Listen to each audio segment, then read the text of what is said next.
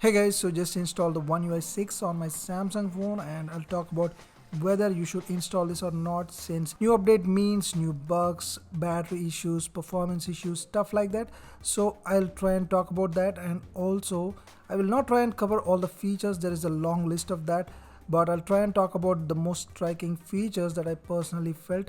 So let's get down to the business. So I charged this last night till 85%, and in the morning when I checked, you can see it is around 76%. So there is a 9% drop, which is definitely more than usual.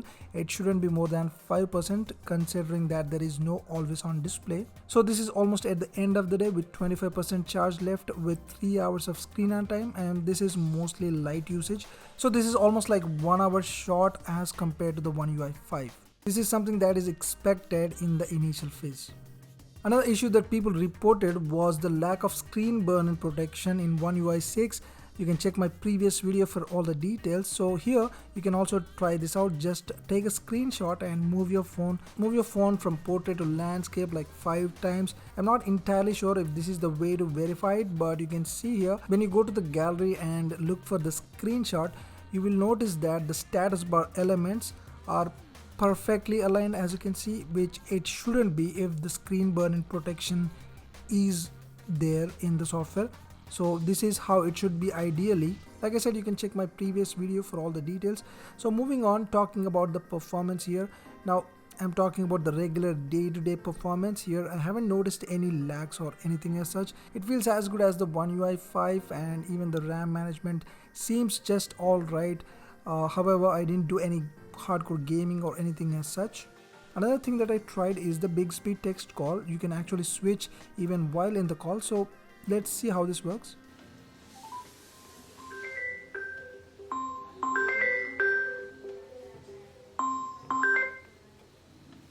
Hi, I'm using Bixby text call to convert your voice into text and respond to you. If you want to continue, say who you are and why you're calling. Hi, I'm calling from, let's say, ICICI Bank, and this is with regards to credit card. So I feel the voice is slightly robotic, and most people tend to get confused and may even hang up the call. So practically, I really don't know if I'm going to use this. Another big disappointment is the lack of visual changes like the animations, the new wallpapers, or the lock screen stuff, and all the eye candy stuff, which is what makes users get excited about, but there are hardly any except the lock screen. I definitely appreciate this new look, and also it is done very well, I would say. I didn't have to even edit it. Everything looks pretty good as is. Also, there are some improvements to the gallery app. You can swipe up to go ahead and edit that, and even the editor has got some improvements. And also you can just copy the elements from an image and paste it like this on in a notes or something like that, which is very useful in note making and content sharing, etc. Also you can add these as stickers as well, which is pretty cool as well. Also, there is this new studio app, which is something like an iMovie for Apple devices. I would say it is good for basic editing, but it is not as good as, like, let's say, the iMovie. However, you can use it for WhatsApp status or Instagram reels, etc. So pretty good.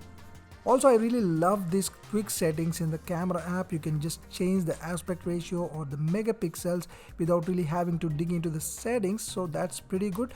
Also, you can quickly switch the video quality along with the frame rates. That's again very handy. And also there is this new camera widget. You can just go ahead and choose whatever the camera mode you want and go ahead and add this as a widget. It works really well, and also you can resize the widget, which is pretty good as well. So after using it for a day, I would say yes, the battery is a little issue, but if you don't care about that, definitely go ahead and install this, or you can wait for the next update. So that's been it for this quick video, guys. Don't forget to like and subscribe. Thanks for watching. I'll see you soon.